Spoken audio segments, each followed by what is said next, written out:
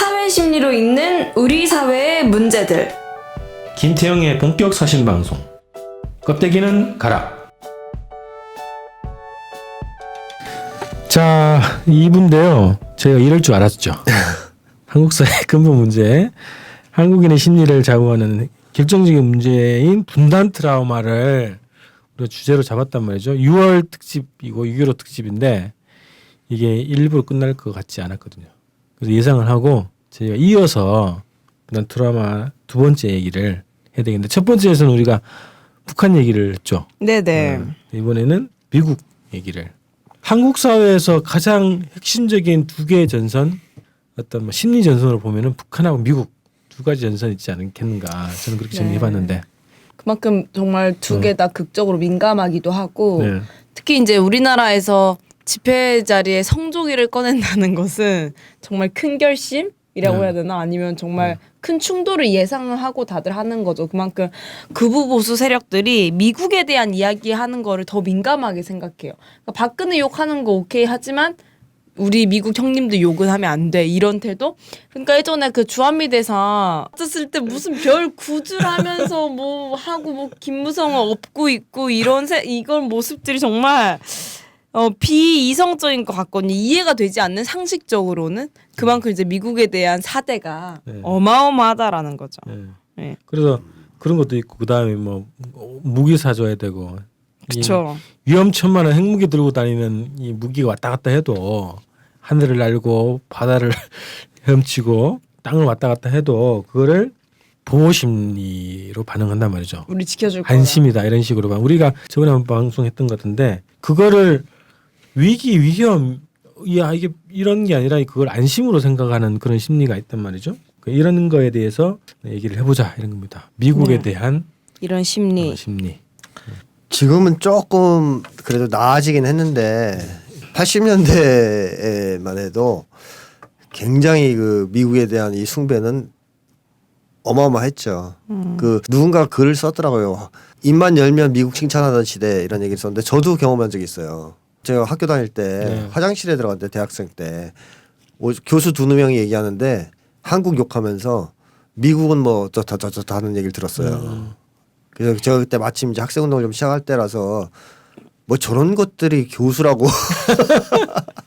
그러니까 미국 애들은 뭐 오줌도 뭐 민주주의라고 싸는 모양이지. 하여튼 칭찬을 오만 가지를 다 이제 미국 칭찬을 하는 걸 들었는데, 요즘에 이제 그런 건 좀 죽었긴 죽었는데 그래도 아직까지 지식인들한테 특히 많이 나와 있는 게 네. 미국 같은 경우에는 뭐 이런 식의 다 그 네. 판단 기준이 미국이요. 그렇죠. 나아지긴 했지만 그래도 여전히 한국은 미국이라는 교주를 믿는 광신도 집단의 범주에서 자유롭지 못한 국가 아닐까.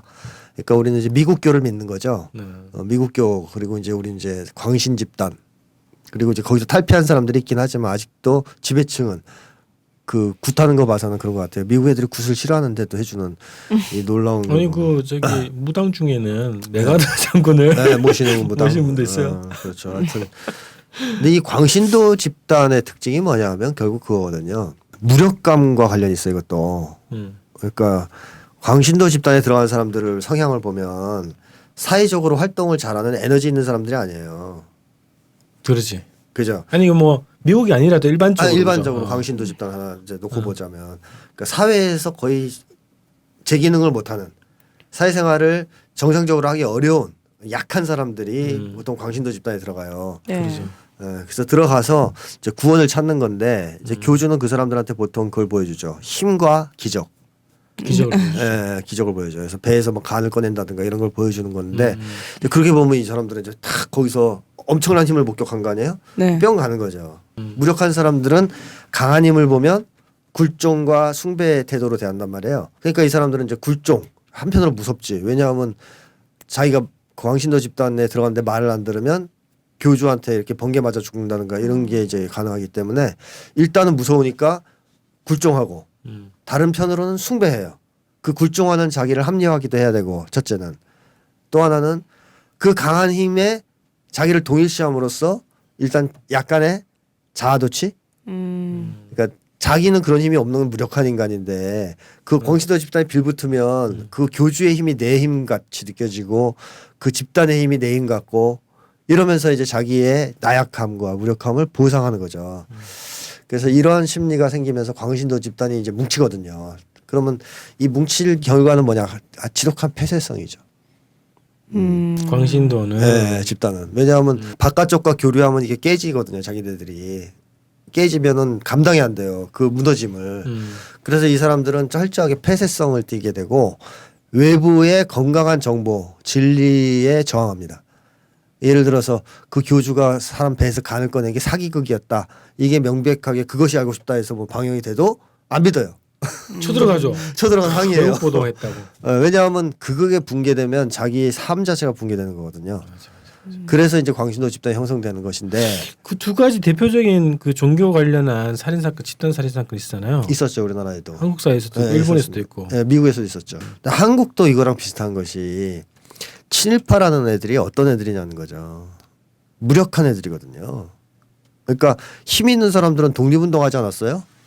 정신적으로 힘 있는 네. 사람. 정신적으로 힘 있는 사람들은 이 일본 놈들하고 맞짱을 떠서 나라의 독립을 쟁취하겠어. 감히 쪽발이가 우리 민족을 이런 심리를 가졌으니까 건강한 사람들이고 힘이 있는 사람들이에요. 근데 친일파들은 일단 나약한 인간들이잖아요. 뭐 이제 먹고 사는 거, 출세 이런 걸 꿈꿨다는 걸 떠나서 약하니까 가서 빌붙은 거예요. 그러니까 탐욕스러워도 그래도 줏대가 있고 힘이 있으면 남 앞에 가서 이렇게 기어다니는 걸 하기 싫어하거든. 근데 얘들은 또 철저하게 그렇게 나약한 인간들이니까 가서 이제 빌붙었을 텐데 자 그렇게 일본한테 잘 빌붙고 있었는데 갑자기 애들이 그렇게 믿던 망해서 사라지고 그러니까 막 그 친일파 심판 처단 이런 얘기가 나오는 상황이 되니까 얼마나 무서웠을까요? 마치 우리가 광신도 집단에 들어가는 사회부 적응자들처럼 너무너무 무서웠을 거 아니에요. 그 상황이. 네. 근데 여기서 교주가 한 명이 있는 거 어떤 교주가 나타났어요. 미국이라는 새로운 교주가 나타났는데 딱 보니까 이 교주는 어마어마한 힘을 가졌어요. 원자탄이라는 기적을 행해요. 네. 일본을 완전 불살라버리잖아요. 신의 무기를 할 수 있죠. 하늘에 그 하늘에서 점지받은 왕이 지배하던 일본을 그냥 그렇죠. 불기둥으로 그냥 확 쓸어버린 거 아니에요. 그러니까 여호와의 심판이잖아요. 거의. 이렇게 힘을 보여준 데다가 한국에 들어올 때 그 위력, 그다음에 뭐 초콜릿도 있고 막 있으니까 얘들이 와 숭배 일단 굴종이 들어간 거고 무서운 힘이니까 당연히 숭배 들어가는 거죠. 야 얘들한테 빌붙으면 우리도 그 찌질한 친일파, 찌질한 그 인간에서 힘 있는 목에 힘 좀 주고 위세를 부릴 수 있는 인간이 될 수 있겠구나 하는 이제 그런 심리가 생기면서 미국과 자기를 동일시하게 되는 거죠. 거의 동일시하게 되고 또 그 영광에 자기도 참가해 보려고 이 사람들은 그때부터 심리가 미국인인 거예요. 미국교를 믿는 그 순간 미국인이 되는 거죠. 미국인이. 그리고 비굴한 자기를 또 합리화하기도 좋고 미국이 자기를 직시하지 않는 거네요. 그렇죠. 그 자기의 그 비열함, 비굴함 이런 것들도 미국이라는 나라가 강하고 한국이 빙신 같으면 합리화가 되잖아요. 그러니까 열심히 미국을 찬양하고 자기 민족은 깎아내리는 이런 이제 태도를 보이게 되죠. 네네. 그래서 한국의 이 지배층으로부터 일종의 광신 집단, 미국교를 숭배하는 광신 집단이 형성됐다라고 봐도 되고 그것이 70년이 지나면서 한국 사회에 이제 퍼져 왔고 다만 이제 80년대 이후의 반미 투쟁 때문에 이 부분이 상당히 타격을 받아서 완화가 됐어요. 이제 그런 상황이 있지만 아직까지 그래도 강고하게 남아 있다. 아까 얘기했듯이 미국 사람들이 뭐 핵무기 갖고 들어오면 감사합니다 이렇게 인사하고 또 미국 대사가 이제 또 뭐 당하면 막 가서 빌고 거적 깔고 빌었잖아요. 뭐 이런 행위를 하는 것은 이 사람들한테는 좀 당연하지 않느냐. 이미 심리적으로 거의 광신도 집단이라고 봐야 되니까. 그러다 보니까 미국이란 나라가 진짜 우리나라에서 무소불위의 힘? 그렇게 광신도 집단이 탄탄하게 지배층으로 받쳐주고 있다 보니까 그 아나무인격의 발언들을 너무 많이 하고 태도가 화가 정말 나더라고요. 작년엔가 탄저균 한번 터지고 나서 우리나라 중구란 중심 서울 수도권 중심에서 그렇게 실험하는 것도 화가 났었는데 이번에 지카 바이러스 실험을 또 하고 있는데 이거에 대해서 뭔가 반성한다 미안하다 이런 태도를 보이기보다는 뭐 한국은 실험하기 좋은 나라다 이런 말을 해대면서 계속해서 실험을 이어간다고 하는데 사실 그 어디죠 일본에서는 이제 더 이상 없다 너네서 실험 안 한다라고 해명은 했잖아요. 그리고 공식 발표했죠. 공식 발표했고 독일 같은 경우도 지자체에서 협박하니까 실험실 다 공개하고 뭐 중단하겠다. 네, 중단하겠다 얘기를 했는데 우리나라에서만 유독 계속 할 거다. 앞으로는 탄저균 관련해서는 뭐 통보는 해줄게. 그리고 실험 계속 할 거야. 그리고 지카 바이러스 하고 막 이런 말도 안 되는 행동들을 저지르는 것 같아요. 그런 광신도들이 지지하기 때문인가요, 이거를? 진짜 이 너무 말이 안 되는데. 그러니까 무슨 한국을 만만하게 보겠죠. 인터넷에 그 신은미 씨가 그 페이스북에 올린 거 제가 우연히 보고선 야 이거 참 안타깝지만 맞는 말이겠다 싶어서 이렇게 기억했는데 정확하지는 않은데 뭐라고 쓰셨냐면 미국인들한테 미국 지배층들한테 북은 존경할 만한 적, 존경하는 적이고 맞아. 한국은 깔보기 좋은 우방이랬나 이렇게 얘기했어요. 그러니까 이 사람이라는 게 그래도 완전히 미치지 않으면 그런 거 있거든요. 예를 들면 이제 권 대표님이 굉장히 힘이 있는 사람이다 지금과는 달리 그런데 주변에 누가 이제 와서 이렇게 달라붙는데. 와서 그래도 자존심을 유지하고 할 말은 하고 이런 사람이 있고 어떤 사람은 그냥 와서 아부만 하고 그냥 죽으람 죽는 칭 두 번째 제일 싫어합니다. 그죠?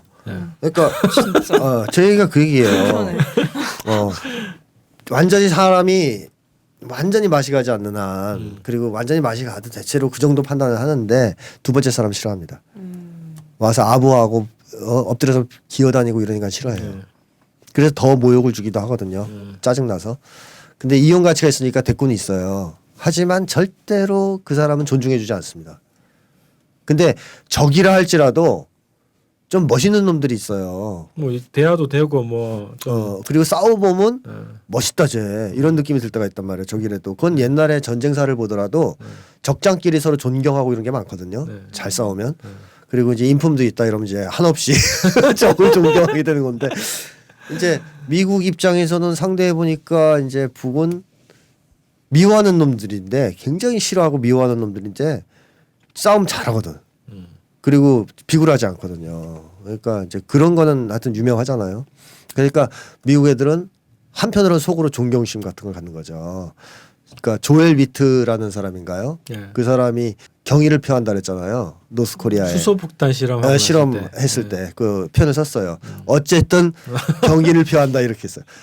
왜 그랬냐면 국가 이익을 끊임없이 미국과 싸우면서 그래도 관철해 왔단 말이에요. 굴복하지 않고. 그 다음에 옛날에 갈루치가 강석주 그 당시에 이제 외무상 부상이었나 하여튼 회담을 하고 그렇게 평가했거든요. 강석주 같은 애국자는 본 적이 없다 이렇게. 그러니까 이제 협상을 하면서 이제 안 거죠. 야, 저 진짜 국가의 이익을 위해서는 목숨 걸고 싸우는구나 이런 걸 이제 느낀 거죠. 그러니까 적이지만 대단하다, 존경스럽다 이런 생각이 든 거죠. 그래서 그런 이제 평판을 이제 얻었다면 한국은 어떨까요? 이제 주한미군 사령관이 왔더니 김무성이 업어주고 막 밑에서. 대사가 약간 칼집 맞았다고 막 와서 무당 굿하고 와서 엎드려서 벌 빌고 제발 살려주세요 뭐 미국님 사랑해요 뭐 이러니까 미국 애들도 다 정신병자 아니란 말이에요. 정상인이라고 그래서 어느 정도까지는 얘들이 봐도 싫은 거예요. 짜증나는 거예요 한국인들이. 오죽하면 옛날에 80년대 그 주한미군 사령관 위컴이 한국인은 들쥐와 같다 이렇게 했습니까. 근데 그 말이 그냥 나오는 게 아니라 자기 주변에 있는 포진에 있는 만난 한국인들을 보고 하는 얘기거든요. 이 새끼들은 뭐 들쥐 새끼들이지 이게. 대장이 누가 될지 다 쫓아갈 놈들이지. 근데 국민들한테까지 그 얘기를 썼다는 게 문제인데 어쨌든 저는 그렇게 생각해요. 이 비굴하게 달라붙어서 짝사랑도 아닌데 하여튼 비굴하게 달라붙어서 그냥 짝사랑을 한다. 그러면 상대방이 자기를 좋아해 줄 거라는 착각은 하면 안 됩니다. 그건 스토커는 하는 짓이에요. 스토커는 그렇잖아요. 내가 일편단심 저 여자를 사랑해서 쫓아가서 괴롭히고 추근대고 집 앞을 감시하고 하면 저 여자도 나를 받아줄 거야 저 여자가 이래 생각하잖아요. 근데 사실 역으로 보면은 스토킹 나가는 여성 입장에서는 증오심만 커지지 않아요. 짜증만 늘고 뭐 저런 쓰레기 같은 인간이 다 있어 이렇게 되는 거잖아요. 이게 그야말로 약간의 관해망상인데 한국의 지금 친미 4대 세력이 바로 이 관해망상에 빠져 있는 거예요. 미국에 대한 스토킹을 하고 있는 중이거든요 지금. 지랄같이 쫓아다니면서 뭐 아부하고 뭐 하잖아요. 하여튼. 근데 상대방 입장에서 보면 짜증나는 거죠. 아우 저것들 짜증나. 뭐 이렇게 되는 거죠. 그러니까 저는 지금과 같은 상황은 미국이 한국을 존중해 줄 수 없는 상황이고 국민을 존중해 주지 않는 가장 큰 이유는 4대 매국 세력, 집권 세력 자체가 미국인들이 볼 때 깔보거나 무시해도 되는 저열한 인간, 저급한 인간들이기 때문에 그렇다. 이런 생각이 들어요. 유일하게 미국이 한국인들을 존중하고 무서워했던 때는 반미운동이 타올랐을 때거든요. 80년대. 이땐 얘네들이 약간 주춤했어요. 조심하고. 신경 쓰고. 근데 그때 말고는 그런 적이 없다. 그래서 우리가 인간관계든 국가관계든 착각하면 안 되는 게 내가 저 자세를 취하면 상대방이 나를 이뻐해 줄 것이라는 망상에서 벗어나야 됩니다. 절대로 그렇지 않아요. 내가 오히려 주인다운 태도, 독립적인 인간으로서의 당당한 태도를 가질 때 상대방과 갈등이 있더라도 좋은 관계가 유지되는 거지 내가 저 자세를 취하면 오히려 그 관계를 파탄으로 이끈다 하는 걸 좀 알아야 되는데 한국의 이 미국교 신도들은 좀 그렇게 하기에는 너무 좀 상태가 나쁘지 않느냐. 대표님, 주권방송에서 샴푸를 공동 구매한다면서요? 네, 주권방송 후원을 위한 천연 한방 샴푸 100세트를 한정 공동 구매하고 있습니다. 네, 천연 한방 샴푸라고요? 경피독이라고 들어보셨죠? 피부를 통해서 흡수되는 독인데요. 피부를 통한 흡수는 매우 빠르고 해독이 되지 않아서 인체에 치명적입니다. 샴푸, 바디워시 등에 있는 합성 계면 활성제, 증점제, 방부제들이 다 피부에 흡수되는 독입니다. 방부제, 증점제, 산도 조절제를 사용하지 않고 한방 샴푸는 유익한 미생물과 천연 약재, 추출물을 사용하여 만든 샴푸입니다. 그게 그렇게 좋나요? KM 미생물을 사용해서 두피에 기생하는 모낭충, 비듬균을 감소시키고 천연 방부 효과가 있는 정향과 계지를 사용해서 피부 트러블이 거의 없습니다. 아, 네, 탈모 방지 효과도 있다면서요? 천연 약재 추출물을 사용해서 지속적으로 사용할 경우에 머리카락이 덜 빠지게 되고요. 모발이 풍성하고 또 윤기가 있어짐을 느낄 수 있습니다. 어떻게 구입할 수 있습니까? 주권방송 홈페이지에서 배너를 누르시면 주문소로 이동합니다. 주문하시고 입금하시면 바로 롬즈를 만날 수 있습니다. 주권방송 후원을 위한 천연 샴푸 공동 구매. 많은 구매 부탁드립니다. 페이스북에 만화 두 컷이 딱 올라왔어요. 미국과 일본의 보수, 한국의 보수. 네. 그래가지고 네. 미국과 일본의 보수는 국익을 위해서 죽도록 싸우는데 한국의 보수는 미국과 일본의 이익을 위해서 죽도록 싸운다는 거야. 뭐 정확하게 얘기하면 미국 보수는 미국 기득권층, 네네네. 일본 보수는 일본 기득권층을 위해서 싸운다면 한국 보수는 미국과 일본을 위해 싸운다는 네, 얘기겠죠. 네, 그만큼 이제 민족적 정체성도 없으니까 그건 제가 자주 얘기하지만 외국의 보수는 외세에 의해서 만들어진 보수가 아니거든요. 나름대로 그 나라에서 자생적으로 자라는 보수거든요. 그러니까 아까 얘기했듯이 독립심도 좀 있고 최소한의 인간적인 자질이 있단 말이에요. 근데 한국 보수는 한국 내에서의 계급투쟁 과정에서 자생적으로 자리를 잡은 보수가 아니고 네. 친일파들을 구원해준 교주님에 의해서 만들어진 광신도 집단이기 때문에 얘들한테는 최소한의 인간적 자질도 찾아보기가 어렵다 하는 거죠. 아, 그렇게 광신도 하니까 미국이 우리나라를 무시한다는 게 진짜 환경이 잘 조성이 돼 있네요. 특히나 이제 네. 주한미군 같은 경우는 우리나라 국민들을 좀 어떻게 보면 가끔은 사람으로 취급 안 하는 경우도 있는 것 같아서 그런데 그런 국민적인 수모라던가 좀 그런 취급을 당했음에도 불구하고 그마저도 주한미군에게마저도 우리를 지켜주니까 있어야 한다라는 입장을 고수하잖아요, 우리나라에서. 북의 남침으로부터 네네. 한국의 자유민주주의를 지켜주는 은인이다라고 하는 그 공식이 네. 여전히 이제 힘을 발휘하고 있고 그것을 뛰어넘지 못하고 있다지. 그래서 그거에 대한 환상에 대해서 얘기를 좀 해보고 싶은데요. 그 전에 아까 교주 막 이렇게 광신도 집단 얘기했잖아요. 네. 그 무슨 어디 교회 목사더라? 그 반스 목사 막 이런 얘기 아, 네. 있잖아. 네. 막 성추행하고 막 이렇게 네. 온갖. 근데도 그게 사회적으로 굉장히 논란이 되는데도 그 집단은 문제 없죠. 경고하거든요. 네, 경고하죠. 우리 목사님 절대 그런 네. 분이 네. 아니야라는 완전히 정보를 차단시키거나 네. 스스로 그거를 정보가 와도 이게 사탄의 뭐라고 생각하는 네. 거지. 이미 사고 능력이 네. 예, 저하되어 있는 겁니다. 네. 광신도 집단에 들어가 생활하다가. 그래서 그 집단이 유지되는 이유가 네. 그거 같더라고요. 예. 근데 그런 집단이 정상적인 사회에서는 네. 이게 온전은 하지 못할 거 아니에요. 그렇죠. 어디 산속에 들어가거나 하지 그렇죠. 않은 이상. 예. 근데 그거를 반공이랑 또 연결시켜주는 사회 예. 제도가 있어서 예. 유지가 된다는 거죠. 그렇죠. 예, 제 얘기가 그거죠. 음. 그 이 사람 미친놈들인데 쉽게 얘기하면 네. 반공이라는 칼, 음. 국가보안법, 색깔론이라는 칼을 쓸 수 있기 때문에 광신도 집단이 한국 사회에서 70년간 네. 살아남을 수 있었다는 거죠. 그 지난번 얘기했던 일베 집단도 그렇고 네. 지금의 광신도 네. 교회 집단도 그렇고 다 그런 한국 사회의 네. 반공 제도 그리고 그거를 조직주의 육성하고 유포하는 집단 네. 기관 이런 것들이랑 다 연결돼 있기 때문에 사회적으로 영향력을 행사하고 네. 저기 그 서초 어디에 딱 번듯하게 막 성전을 짓고 이렇게 활동하고 있다는 거죠. 네.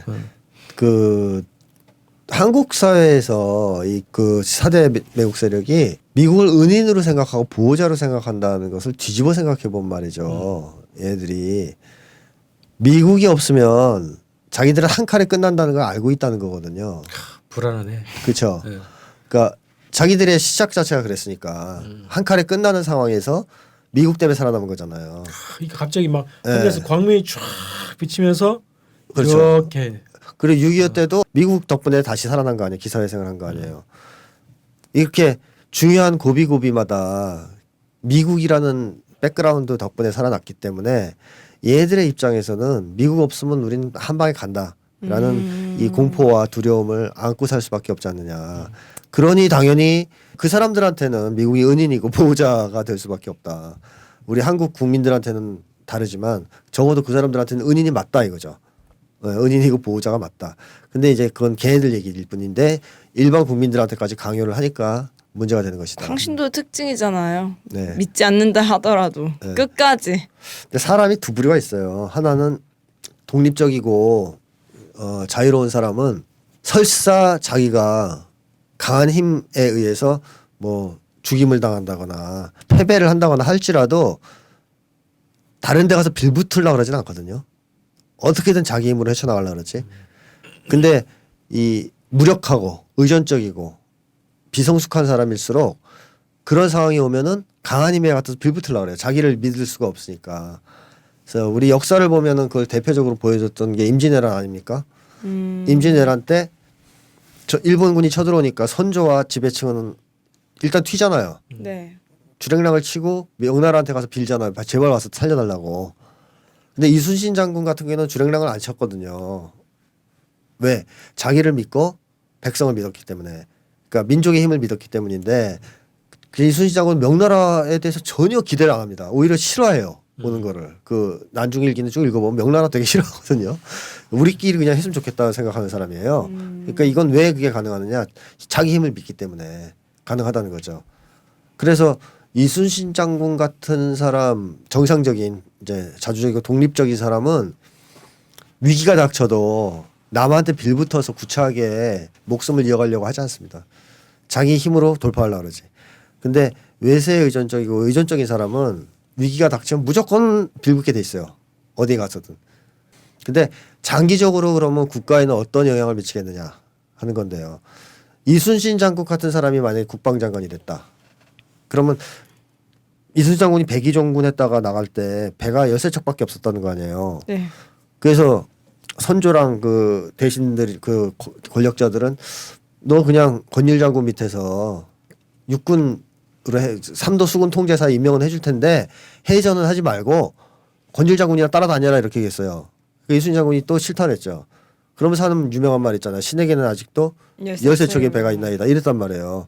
그때 선조가 이야 저렇게 훌륭하신 분 이랬을 것 같아요 속으로. 저 새끼 아, 모르죠. 이제 그 당시에 이제 권력층 다 그랬을 거예요. 미친 새끼네 저거.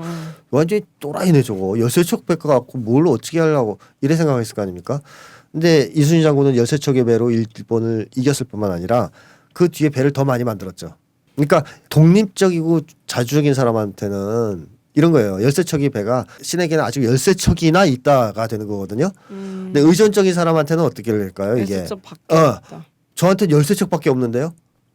형님 좀 도와주셔야 되겠는데. 그러니까 4대 매국 세력을 국방장관에 앉히면 얘들은 열세척의 배도 말아먹는다 이거예요. 단기적으로는 큰 힘을 빌려서 의존하는 게 국가를 지키는데 이득이 될 것 같이 생각하기 쉽지만 조금만 안목을 가지고 보면 나라를 말아먹기 딱 좋다는 거죠. 지금 말아먹고 있죠. 말아먹고 있고 우리나라 국방력이 체계적으로 약화됐습니다. 그리고 노무현 정부 때 전자권을 찾아오려고 그랬어요. 그랬더니 이명박 박근혜 정부 가서 싹싹 빌어서 제발 늘려주세요. 안 찾아왔어요. 그래서 우리가 국방력이 강해졌어요.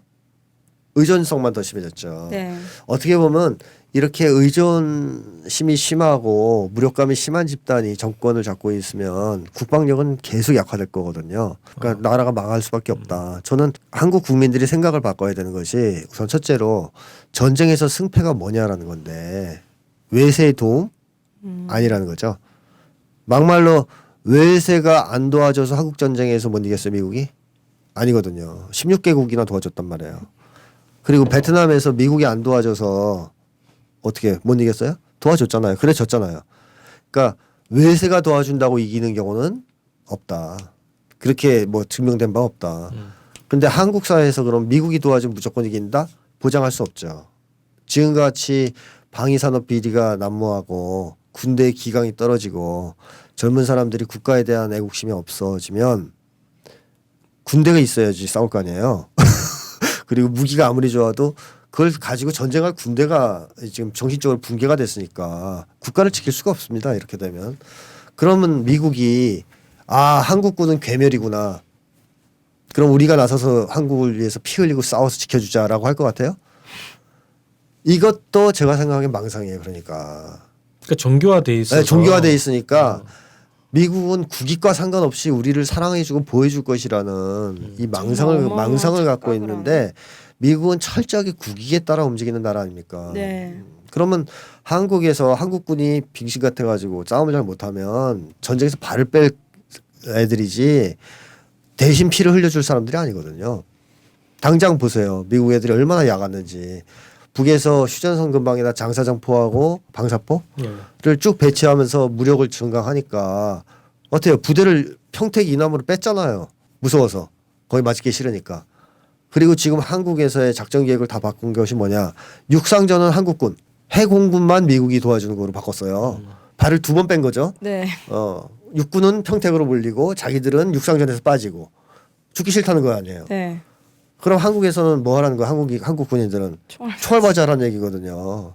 전쟁 나면. 그 전통인데 우리 형 얘기 들어보니까 총알바지는 전통이야. 6.25 때도 그런 일이 있었다는데 그 당시에 한국 초대 참모총장 했던 사람인가 그 사람이 라반특에서 들은 건데 전쟁 나자마자 혼자 비행기 타고 튀었다는 거 아니에요. 부대를 남겨놓고 중국군이 포위했다는 소문이 돌자마자 한국말을 못해가지고 일본말 하는 사람. 일본말 하는 사람. 예. 무슨 사단장이었는데 네네.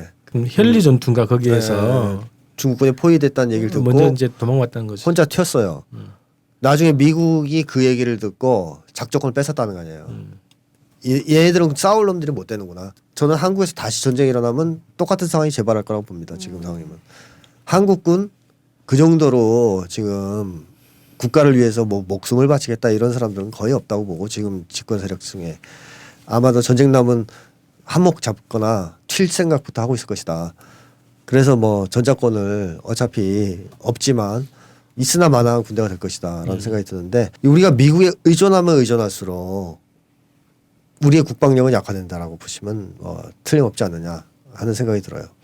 이거는 0.001%도 미국은 절대 자기 국익을 중심으로 움직이지 네. 한국을 위해서 네. 일방적으로 네. 하지 않는다, 지원을 하지 않는다. 그런 환상을 깨야 된다는 거죠. 그게 저는 일종의 그 정신적으로 문제가 있어서 정신병이 있는 사람들은 상대방이 자기 사랑하지 않는데 그 사랑의 신호로 보는 사람이 되게 많거든요. 잠깐 움직이면 뭐 이거 스토커들도 그렇지만 네. 그 예를 들어 그 사람들은 스토킹하면서 그래요.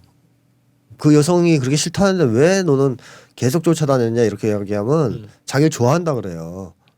그래서 근거를 대라 그러면은 날 보고 웃었다 날 보고. 그때 슬프다. 문을 열어줘 잡아줬다. 네. 이건 난 사랑한다는 증거 아니냐. 뭐 이렇게 얘기를 하거든요. 그러니까 이게 망상이 결국 그거거든요. 소망이 너무 강렬하면 이 망상이 되거든요. 날 사랑한다고 믿는. 그러니까 이제 미국을 비롯한 국제사회가 국익에 따라서 움직이는 사회라는 것은 이 삼척동자도 다 알잖아요. 네. 이제 국가 간의 사랑이 있어서 미국인들이 특별히 한국인들을 사랑하셔서 국익과 상관없이 한국을 도와준다라고 믿는 사람은 없단 말이죠. 정상인이라면. 근데 이 사람들은 그럴 거라고 믿고 싶은 거예요. 안 그러면 너무 무서우니까. 그러니까 미국이 국익에 따라 움직인다라고 판단하면 너무 무서워지니까 아니야. 미국은 우리를 버리지 않아. 사랑하니까. 할 거야. 우리를 날 사랑하고 있어. 내가 업어주기까지 했는데 이렇게 되는 거잖아요. 그러니까 이거는 거의 저는 망상 수준이라고 봅니다. 그러니까 전 세계적으로 보면 한국에서의 이 수구 세력들의 심리 상태가 제일 안 좋은 것 같은 게 안 좋죠. 네. 이라크도 어떻게 보면 게르 정부잖아요. 네. 친미 정부잖아요. 네. 근데 거기 총리 자체가 미국에 저항하고 항의하고 막 그러거든요. 그렇죠. 그 드론을 가지고 막 민간 네. 학살했을 때 그거 가지고 막 항의하고 막 그랬단 말이에요. 친미 정부를 하더라도 그렇게 네. 반항을 한단 말이지. 네. 여기는 뭐 그럼 왜 그러냐면 이제 이라크의 그 게레그 정부가 미국이 침략하기 전에 식민지 상태에서 나라를 팔아먹었던 매국노들은 아니잖아요. 그러네. 그러니까 그 정도는 계기죠. 한국은 바탕이 다르구만요. 한국은 36년의 식민지 동안 나라를 팔아먹었던 친일 매국노들이 욕 나올 뻔했어요. 욕 나올 뻔했어요. 들이 집권 세력이 돼버린 거예요. 그러니까 개길 수가 없어요. 애들은 천성적으로 최소한의 독립성, 자주성 이런 걸 찾아볼 수가 없는 집단이잖아요. 유래를 찾아볼 수 없을 정도로 비굴하거든요. 얘네들은. 그러니까 체질적으로 그런 비굴한 인간들이 위기의 순간에 미국이 나를 버릴 수 있게 있을 것 같다라는 의심이 들 때마다 부정해야 되잖아요. 아니야, 형 날 사랑해. 사실 날 사랑하고 있어. 그게 이제 망상이 되는 거고 이 망상이 결국 미국에 대한 말도 안 되는 이 착시 현상을 가져오는 거죠. 미국은 우리를 영원히 보호해줄 것이다. 그리고 우리를 위해서 행동한다. 미국은 항상 뭐 이런 착시. 그래서 미국 내에서 그 반전 운동을 하거나 네. 학생 운동을 하는 쪽에서 성조기를 화형식을 했단 말이죠. 네. 미국 내에서 예전에. 아 진짜요? 근데 그거에 대해서는 합헌이라고 나와서 판결이. 네. 근데 한국에서는 그게 국가안보 네. 위반이지. 네. 왜 성소를 태우는 게 왜 국가보안법 위반인지가 더 이거. 그러니까 반미가 북의 주장에 동조하는 거니까. 한국에서는요, 그 왜라는 말이 통하지 않아요. 일단 그러니까 80년대에는 그런 거죠. 시위할 때 독재 정권 타도 외치면 이제 그냥 집시법 정도로 처벌받는데 미국 타도나 미국 반대를 외치면 이건 국가보안법 걸려요. 맞아요. 그 이전에도 그랬고 그러니까 미국을 건드리면 안 되는 거예요. 또 미국을 비판하면 바로 그 사람 빨갱이고 바로 종북이에요. 와, 진짜 광신도 집단들이 만들어 놓은 거구나. 그래서 미문화원 들어간 학생들이 태극기를 몸에 감았잖아요. 네. 근데 뭐 그게 추워서 그랬겠어요? 아니면 뭐 태극기를 너무 사랑해서 이 옷 대신 입은 거예요? 아니에요. 미 대사관 들어가면 이미 답을 알고 있거든요. 빨갱이로 몰릴 거라는 걸. 그래서 우리는 그거 아니다. 애국자다. 자기 보호하려고 그거 들어가서 애국가 부른 거예요. 그러니까 그 정도로 피해 의식이 컸다는 거죠. 미국을 깔 때. 그러니까 한국 사회에서는 미국을 까는 것은 곧 이제 빨갱이, 미국을 까는 것은 곧 반역, 뭐 이런 이제 이게 형성돼 있었는데 우리 민족의 역사에서 이 정도는 없었지 않느냐. 아무리 옛날에 그 우리가 중국에 약간 사대하는 경향이 지배층 내에 있었다고 해도 이렇지는 않았거든요. 그때는 그냥 약간 큰 나라고 힘센 나라니까 적당히 우리가 예를 갖춰서 사대에 의해. 사대에도 우리가 지금 같은 사대가 아니에요. 그러니까 이제 그냥 그래 형 아우 국가로 불러라 까짓 거. 뭐 이제 이런 정도 굳이 너랑 싸울 이유 있냐? 가끔 반항도 좀 하지 않았어요? 다 그리고? 했죠. 할 거는 다 했죠. 반항할 거는. 그러니까 그런 정도였다라면 지금의 사대는 정말 미쳤다. 이거는 정신병적인 사대 수준이다라고 봐야 됩니다. 망상에 빠져 있는. 그러니까 옛날에 적어도 조선 살던 사람들은 백성들은 더 그렇지 않았고 지배층조차 중국이 국익에 따라 움직인다는 생각을 갖고 있었거든요. 그러니까 때가 되면은 등거리 외교도 하려고 했던 거고 그리고 여러 가지 이제 나중에 중국으로부터 벗어난 게 빨랐잖아요. 이제 개항되면서 독립되면서부터는 중국의 영향권에서 금방 벗어나왔단 말이죠. 그런 게 가능했던 것은 지금과 같은 사대는 아니었다는 건데 지금 한국 사대는 좀 심각하다. 그래서 지금의 4대 매국 세력의 이 판단력 자체를 완전히 와해시키고 있는 거 아니냐. 전 그런 생각이 들어요. 이게 정권을 잡고 있잖아요. 국가를 운영한단 말이죠. 네. 근데 이제 우리가 몇 번 얘기했듯이 지금 세계가 돌아가는 판 자체에 대한 인식이 없어요. 볼 수가 판단력이 없고 없는 거예요. 보지도 않는 거죠. 네. 네. 그냥 형님이 하라는 대로. 그리고 형님이 망하고 뭐 망한다거나 형님이 북과 협상을 해서 타협을 한다는 것 자체를 상상조차 할 수 없는 거예요. 얘들은 그게 눈앞에 다가와도 그 정도로 심리적으로 지금 상태가 나빠져 있는 거예요. 그래서 그냥 자체로 그냥 자기 친목 모임에서 네. 그냥 혼란에 빠지면 모르겠는데 국가를 운영하고 있단 말이지. 그렇죠. 그게 문제죠. 문제인 거죠. 그게 지금. 문제죠. 네. 2013년인가요? 14년인 국정원장 남재준이 이렇게 있잖아요. 네. 이제 통일 곧 될 거다. 우리 이제 목숨을 걸자 통일을 위해서. 이제 그야말로 이제 흡수 통일을 꿈꿨던 건데 지금도 꿈꾸고 있지만, 근데 사실상 역으로 생각하면 참 재밌는 게 미국이 없으면 당장이라도 망할 거라고 북에 먹힐 거라고 지금 얘기하는 거 아니에요, 애들이. 네. 그죠? 미국 없으면 우린 당장 망한다라고 얘기하는 거죠, 줄창. 그러니까 미군 철수를 그래서 반대하는 거 아니에요? 그러니까 미국이 없으면 당장 북에 먹힐 정도로 허약한 애들이 북을 먹겠다는 것은 미친놈들 아니고서는 할 수 없는 소리잖아요. 그럼 결국 이거는 말을 솔직하게 해야 되는 것인데, 정확하게 해야 되는 건데, 형님들이 북을 먹어줄 것이다.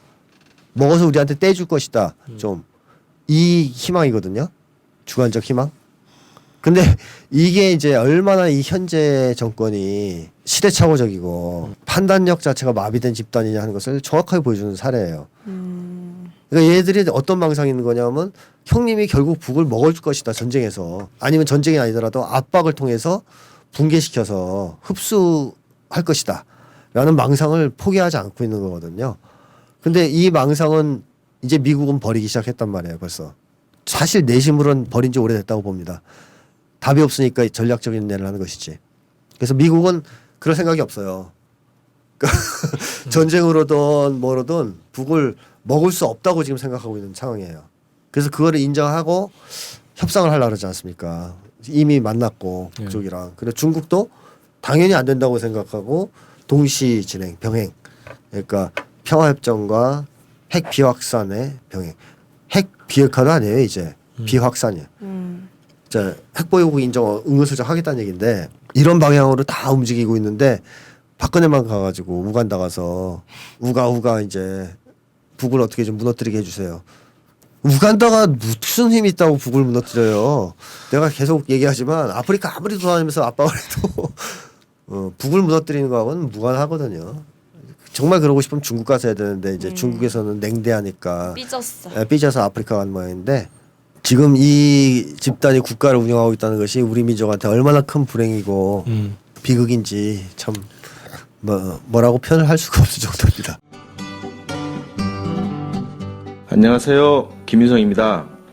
제가 이번에 테러 방지법이 통과된 이유를 대비한 책을 발간했습니다. 우리의 디지털 데이터를 안전하게 보관하고 보안 대책을 수립할 수 있도록 도와주는 책, 김인성의 완벽한 데이터 관리입니다. 국정원이 합법적이고 무차별적으로 국민들을 사찰할 수 있는 테러 방지법 시대에 맞서 우리 스스로가 우리의 데이터를 지킬 수 있는 방법을 담았습니다.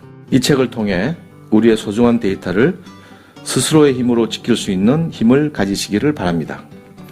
김인성의 완벽한 데이터 관리, 많은 구매 부탁드립니다. 감사합니다. 추구적인 입장이 아니라도 현실적으로 미국의 군사력 때문에 그나마 지금 이 정도 유지가 되는 거 아니냐? 북의 어떤 뭐 핵도 있고 미사일도 있고 있으니까 현실적으로 필요하다. 우리가 뭐 미국을 좋아하는 게 아니라 현실적인 문제이기 때문에 주둔하는 거고 필요한 것이다. 이게 현실적인 거다. 그럼 너네들 왜 자꾸 나가라고 그러냐? 뭐 이런 얘기를 한단 말이죠. 이게 이제 하나의 북의 위협과 미국의 존재 이게 두 가지가 예. 복합적으로 지금 그런 논리를 펴고 있는 거거든요. 그러니까 망한다는 것 자체를 잘 생각해야 되는데요. 망한다. 뭐가 망하는 거냐? 미국이 나가면 친해가 망하는. 4대 매국 세력이 망하는 거죠. 우리는 안 망해요. 예를 들어서 미국이 나가면 북이 남쪽을 침략할 이유는 줄어들죠. 왜냐하면 북이 일관되게 주장하고 있는 것은 미국의 적대 행위란 말이죠. 대북 적대 정책, 적대시 정책. 그래서 그것의 대표적인 표현이 주한미군이고 핵위협이란 말이에요. 그래서 이게 있으니까 지금 북미 간에 첨예한 갈등이 조성되고 있는 거거든요. 그렇다면 미군이 빠져나가고 적대시 행위가 그만두면 어떻게 되겠는가? 남쪽을 전쟁으로 공격할 가능성은 그만큼 줄어들죠. 네. 오히려 전쟁 위협이 줄어들어요. 그래서 그 점을 하나 생각해야 되고 나라를 뭐 지킨다 그러는데 사실은 지키고 싶은 것은 4대 매국 세력의 기득권 아니냐. 근데 그 기득권은 미국 아니면 못 지켜주거든. 왜? 국민들이 지켜줄 리는 없어요. 전쟁 나면 박근혜 정권을 위해서 목숨 걸고 싸울 겁니까? 그럴 국민들이 거의 없기 때문에 이때 어버이연합도 다시 일단 도망가요. 전쟁 나면. 그러니까 지켜줄 사람이 없어요. 따라서 이 4대 매국 세력 입장에서는 미국 아니면 자기들을 보여줄 사람이 없다고 지금 믿고 있는 거예요. 그래서 나라가 망한다라는 건데 저는 그렇게 생각합니다. 설사 미국이 빠져나갔다. 북이 쳐들어왔다. 근데 여기에 대해서 우리가 싸워야 된다고 생각된다면 우리 힘으로 싸워야 된다. 미국이 도와줘서 싸우는 건 의미가 없다. 왜 그럴까요? 분리하면 철수할 테니까. 미국은 전쟁하다 분리하면 철수합니다. 그러면 우리 하루아침에 먹혀요. 그때는. 차라리 보수의 주장대로라면 그렇죠. 예. 그리고 만약에 미국이 없이 싸우다가 졌다. 그럼 지기 전에 그래도 협상이라도 해볼 수 있어요. 그죠? 남쪽 우리 이제 전장 그만두자 무의미하게 그 대신 우리 입장도 좀 대변해달라. 흡수통일하지 말고 연방제하자 등등 협상이라도 해볼 수 있어요. 근데 미국이 도와주고 우리는 일방적으로 꼬봉이 노릇을 하면서 싸우다가 미국이 빠져나가면 완벽하게 이거는 흡수통일 당하는 거 아닙니까 진짜. 그때는 뭐 군정을 한다 해도 할 말이 없어요. 그러니까 상황이 좋지 않다는 거죠. 미국이 도와줘서 싸우는 게.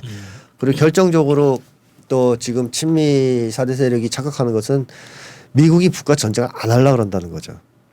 이걸 똑바로 이제 봐야 되는데 미국의 이제 이 파탄이라는 것이 어디서 왔냐면 사실 군사력 와해에서부터 왔거든요. 그러니까 제가 아까도 잠깐 지적했지만 미국이 최초로 이기지 못한 전쟁은 한국전쟁입니다.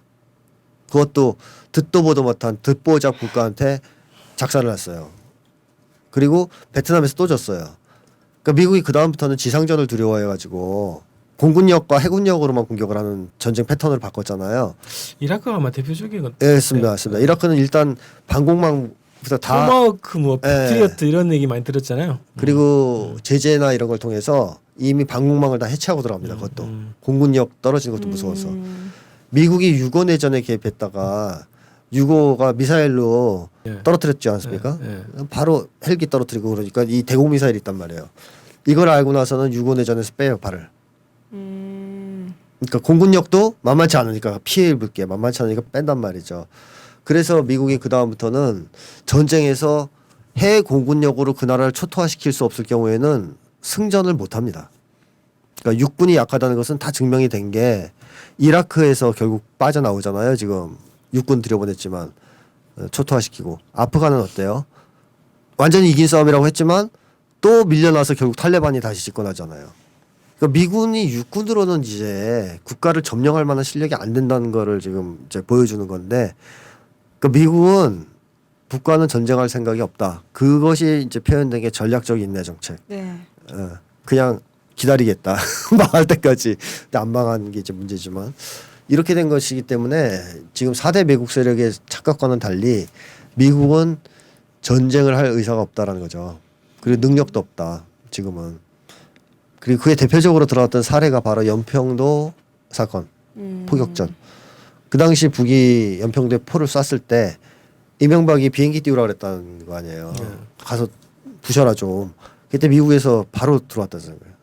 누구 맘대로 띄우지 마. 그래서 꼼짝도 못한 거예요. 근데 연평도 사건이 터진 날 무슨 일이 있었느냐? 포 사격이 있었던 날 미국이 곧바로 북에 회담을 제의했어요. 왜 그랬겠습니까? 전쟁하려고? 안 하려고. 수습하려고 확전되는 거 막으려고. 그러니까 연평도 사건이 사실은 2000년대 이후에 북미 관계가 어떻게 돌아가느냐를 보여준 대표적 사건이란 말이에요. 포를 쐈는데 미국은 전화를 해 만나자고. 전쟁 안 한다는 얘기, 못 한다는 얘기예요. 이게 앞으로 바뀔 거냐? 그때보다 북은 더 강해졌단 말이에요. 무력적인 차원에서 네. 미국은 더 약해졌고. 그럼 앞으로는 전쟁 못 합니다. 지금도 못 하지만. 그래서 이게 이제 한국 사람들의 착각. 미국은 도와줄 의사가 없는데 미국한테 의존해서 나라를 지키겠다는 이 착각. 이거야말로 국가를 말아먹는 매국행위 아니냐.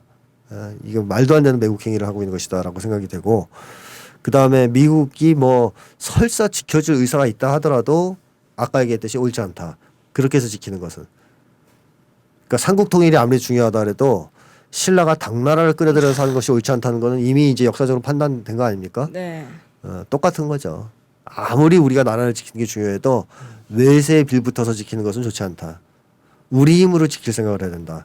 전 그런 점에서는 노무현 전 대통령이 전작권을 찾아오려고 했던 것은 굉장히 중요한 시도였다라고 생각해요. 그럼 그 발언이 진짜 그 당시에 그걸 찾아와서 하나하나 우리 군의 능력을 키웠어야 돼요. 맞아. 미국의 힘을 빼고. 근데 지금 그 반대로 왔잖아요. 빌어서 다시 미국이 가져가게 하고, 그 다음에 한국군을 체계적으로 약화시켰죠.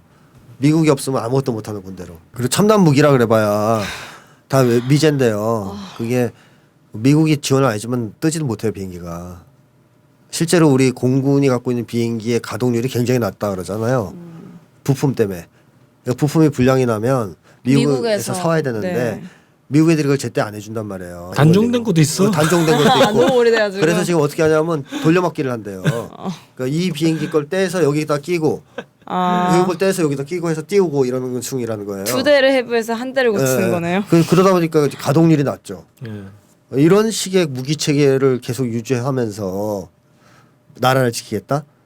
자신 없지. 그러니까 이제 형님들이 좀 도와주셔야 된다. 근데 형님들은 지금 도와줄 생각이 없다는 거죠. 그게 문제네요. 이들이 나라를 지키는 게 아니고 자기를 지키려고 하니까 나라의 대부분의 국민의 이해와 상관없는 미국을 끌어들이고 이걸 광적으로 믿으면서 강요하는, 그러니까 국민들이 자꾸 피폐하게 폐쇄시키려고 하는, 어떻게 보면 그런 상황을 계속 연출하는 거예요. 그것조차 망상인데 자기들을 지켜줄 거라는 걸. 그쵸, 그쵸. 아니 그래서 저는 그 군사력 문제를 굉장히 막 곳곳에 드러난단 말이죠. 뭐 야전 침대 얘기도 나오고, 그다음에 개인 화기들이 벌써 폐기돼야 될 게 70% 이상이라고 하더라고. 군사력이 굉장히 막 심각한 상황인데 그래서 투입을 어디다 하냐면은 미디어에 투입을 하는 거예요. 그러니까 막 우리 해군의 위력, 공군의 위력 이런 막 영상으로 보여주는 거 있잖아요. 네. 정말 멋있거든요. 네. 금방 막 다 할 것 같아 능력이. 네. 그러니까 거기에 투입을 많이 하는 것 같더라고. 홍보에. 아니, 그러니까 이게 한국 사람들의 큰 문제가 뭐냐면 지금 이제 이 무기로 전쟁한다고 생각하잖아요. 무기가 우수하면 이길 거라고. 근데 그런 사례가 없단 말이에요. 현대전도 무기가 우수하다고 이기는 사례가 별로. 오히려 무기가 우수해도 진 사례가 있지. 사실 전쟁의 승패를 정한 것은 그 나라 사람들의 정신력 아닙니까? 결국 아프간에서도 미국이 밀려난 건 정신력에서 진 거 아니에요? 네. 맞아요. 아프간 사람들이 처음에는 공군 해군이 우수하니까 밀렸지만 육군이 막상 들어오니까 게릴라전을 해요. 감당을 못하니까 미국 애들이 결국 발 뺐단 말이에요. 이라크도 마찬가지예요. 그러니까 지금은 군사적으로 완전히 점령하려면 국민들의 저항이 아예 없어야 되는데, 그러려면 이제 국민들의 사기, 전투력, 이것이 전쟁에서 결정적이라는 거 아닙니까? 베트남도 그렇게 해서 미국을 이긴 거고, 한국군이 지금 과연 어느 정도의 사기가 있고 한국 국민들이 어느 정도 국가를 지킬 의지에 충만해 있느냐가 사실은 저는 전쟁의 승패를 좌우한다고 생각하거든요. 근데 지금 똥멸들은 노무현 전 대통령이 막 뭐라고 이제 비판했듯이 아직도 미국이나 쳐다보고 있고, 방산 비리로 비리는 다 해먹어가지고 군인들은 야전 침대 옛날 거 지금 뭐 거기서 잔다 그러잖아요. 상당수 군인들이. 그런 상황에서 군대 내에는 가혹한 문화가 지배하고 있고, 윤일병 사건 같은 것이 보여주듯이, 그리고 군기 문란 이런 것들이 뭐 심각하고 이러면 성추행 뭐 하여튼 전쟁이 나면 당장 자기 상관부터 쏴 죽일 수 있는 상황이란 말이에요. 화가 나서 자기 학대하던 사람부터 쏠 거 아니에요. 그 타령하고. 그러니까 군대 자체가 하루아침에 와야 되는데 신식 무기 몇 개 있는 게 뭐 나라를 어떻게 지켜줍니까? 차라리 핵이라도 있으면 몰라. 이건 다 때려. 핵은 서로 이제 억지력이라도 되니까. 미국이 그 우크라이나 사건 때 이지스 한 번 했을 때 러시아 비행기가 거기 저공 비행했단 말이에요. 몇 번. 근접 비행했죠. 근접 비행했어요. 그러면서 이제 무기를 교란시켰는데 제밍을 했는데 어쨌든 그러고 나서 미국이 함대가 보고 난 다음에 거기에 있는 승무원 전원이 사표를 냈어요. 죽기 싫다고. 그러니까 구축함이 있으면 뭐 하냐고요. 승무원들이 다 사표 내는데. 그러니까 현대 무기가 중요한 게 아니고 결국 정신력이 굉장히 중요한 전쟁에서 결정적이거든요. 지금 현 정부는 북을 이기려면 최신 무기를 자꾸 사와야 된다고 자꾸 얘기하는데 최신 무기도 없는 것보다 있는 게 낫고 있어야 되겠지만 더욱더 중요한 것은 군인들의 사기입니다. 나라를 지키려고 하는 사기, 정신력. 그다음에 국민들의 도와주려는 자세. 국가가 전란에 처하거나 위기에 처했을 때 국가를 도와주려는 자세. 근데 젊은 세대를 국가기관에서 조사한 연구가 있었어요. 그 자료를 보면 젊은 세대의 압도적 다수가 시스템의 붕괴를 원하더라고요. 놀랍게도. 한국 사회 시스템. 네, 체제 자체가 대충 개혁되고 이런 게 아니고 그냥 망했으면 좋겠다 이런 거죠. 근데 저는 겉으로 말을 어떻게 하든 내면적으로는 거의 젊은 세대가 헬조선이라고 부르잖아요 지금 우리나라를. 그런 심리가 있다고 봐요. 한번 확 뒤집어져라. 그다음에 막 전쟁이라도 나라 차라리 살기 너무 힘들다 하는 심리가 있을 거라고 보는데 그렇다면 전쟁이 터졌을 때 지금 뭐 새누리당에서 여론조사하면 총 들겠다는 사람이 많이 나올지 몰라도 아마도 현재의 그런 국민의 그 국가관, 애국관을 가지고는 전쟁 났을 때 적극적으로 참여한 사람 많지 않을 것이다. 맞아요. 예. 그렇다면 어떻게 이길 거냐 이거죠. 어떻게. 이길 수가 없다. 이 상황에서. 그래서 국가를 정말로 지키고 싶으면 지금 해야 되는 것은 국민들이 다시 국가를 사랑할 수 있도록 만들어주는 것. 애국심을 다시 가질 수 있도록 사랑할 만한 나라로 좀 만들어주는 것이다.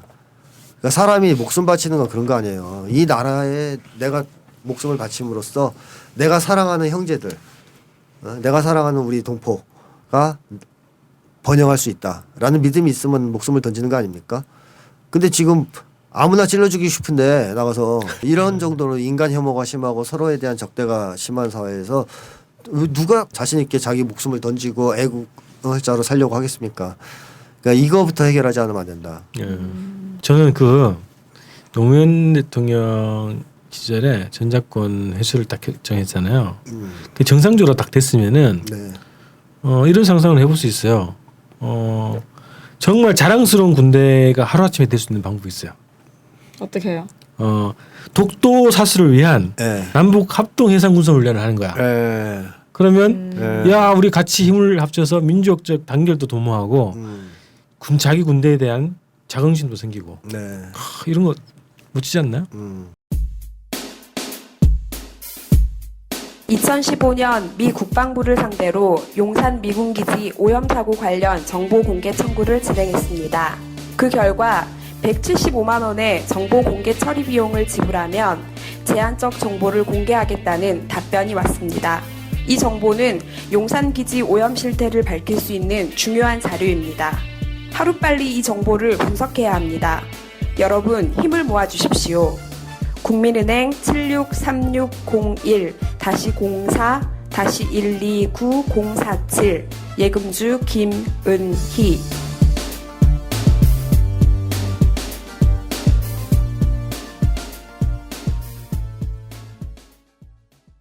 요새 이제 현대전은 어쨌든 쌍방 피해가 있기 때문에 가능한 한 무력으로 안 하려고 그러잖아요. 네네. 그렇기 때문에 전쟁을 막을 수 있는 가장 좋은 방식은 정치거든요. 그렇죠. 원래 전쟁이라는 게 정치가 안 됐을 때 최후의 수단으로 사용하는 거잖아요. 네. 그러니까 남북 관계에서 전쟁이 안 일어나게 하려면 정치를 잘하면 되는 거 아니에요. 즉 남북 협상을 잘하고 남북 교류를 잘하고 네. 뭐 6.15 시대 같은 걸 만들고 14시대를 만들면 전쟁 위험은 줄이는 거 아닙니까? 김대중 전 대통령이 방북하고 서울 와서 첫 마디가 뭡니까? 이제 우리는 전쟁의 공포 없이 살 수 있게 됐다. 이런 얘기를 했단 말이에요. 그러니까 6.15 선언이 있고 남북 화해와 교류의 분위기로 가고 통일을 향해서 같이 나간다. 이러면 전쟁 위기가 있을 수가 없단 말이에요. 이 상황에서 전쟁을 하면 온 민족의 규탄을 받겠죠.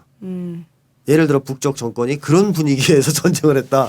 남쪽의 저항만이 아니고 북쪽 내부의 반발도 당연히 사게 된단 말이에요. 왜 전쟁을 하느냐 지금 이 상황에서. 그러니까 한반도에서 전쟁 위기를 줄이려면 결국 정치를 잘해야 됩니다. 남북 간의 협상을 잘해야 되고 남북 간의 교류를 잘해야 되고 북쪽을 동포 통일의 동반자로까지는 제가 안 부탁해요. 지금 상황에서. 그냥 일반적인 다른 국가 정도로만 생각하라 이거예요. 아, 중국이나 일본과 같은. 보수한테 얘기한 거죠 지금. 네, 이 보수한테. 그러니까 원래는 우리 동포고 통일의 동반자고 이렇게 생각해야 되는 게 맞는데 이 보수는 그런 거 절대 기대해 못 그냥 하니까 외교적 다른 나라. 저는 그냥 딱 한 가지. 그냥 일본이나 중국이나 미국 같은 다른 그냥 국가라고 생각해라. 아니면 우간다도 좋다. 네? 거기 갔지 않냐 이거예요. 가서 만나서 뭐 샤바샤바 했잖아요. 그러면 그게 정치니까 최소한 북과도 정치적으로 뭔가를 풀려고 해야 되지. 지금과 같이 뭐 압박 이런 거 이걸로는 안 된다. 자 어쨌든 그 남북 관계에서 그 미국에 의존해서 국가를 지키겠다고 하는 발상은 네. 이것은 망상에 가까운 것이고 나라를 망하게 만드는 매국 행위다라고 전 생각을 하고 그렇게 정리를 해야 될 것 같습니다. 우리 국민도 그렇게 생각할 때 비로소 나라를 지킬 수 있게 될 거라고 생각해요. 지금 같은 자세라면 나라 말아먹기 딱 좋습니다. 절대 미국은 0.001%라도 네. 국익 따라 움직이지 네. 동맹 따라 움직이지 않겠다는 거죠. 맞아. 동맹이라는 것도 허상 아닌가요? 거짓말이죠. 그 제휴 아니면 제휴. 그러니까. 적을 치기 위한 제휴. 그러니까 이 그래서- 비즈니스 네. 이데올로기라는 거죠. 무기를 팔아먹고 있게 하기 위한 이데올로기라서 동맹을 얘기하는 거지. 현재 세계에서 동맹이라는 게 존재하지 않는다는 거죠. 일시적인 뭐 형태를 취한다 하더라도 금방 바뀌죠. 동맹은. 그래서 그리고 미국의 역사를 보면 미국 자체가 국익을 따라 움직이는 것 중에서는 세계 최고입니다. 그렇죠. 최첨단이죠. 네, 최첨단에 있어요. 다른 어떤 나라들보다도 더 철저하게 국익에 따라 이익에 따라 움직이는 나라죠. 맞아. 우리 IMF 때도 그렇죠. 뭐 마찬가지죠. 그래서 미국이 우리를 위해서 뭘 해준다 이런 망상은 빨리 버리는 게 좋다. 그래서 그 아까 얘기했던 개념 중에 북이 남침할 것이다. 야 70년 동안 그 지배했던 네. 이데올로기 중에 하나고 또 한미 동맹이고 미국은 한국의 자유민주주의를 지켜주고 안보를 지켜주는 천사. 우방이고 캡틴 아메리카. 이웃이다. 이거 북한은 악마다. 이런 여러 가지 환상들에 대해서 네. 지금은 이제 21세기가 됐고 이제 이성적으로 정확하게 판단할 때가 됐다. 네. 이런 거죠. 사실은 미국은 한국의 자유민주주의를 파괴한 주범 중에 하나죠.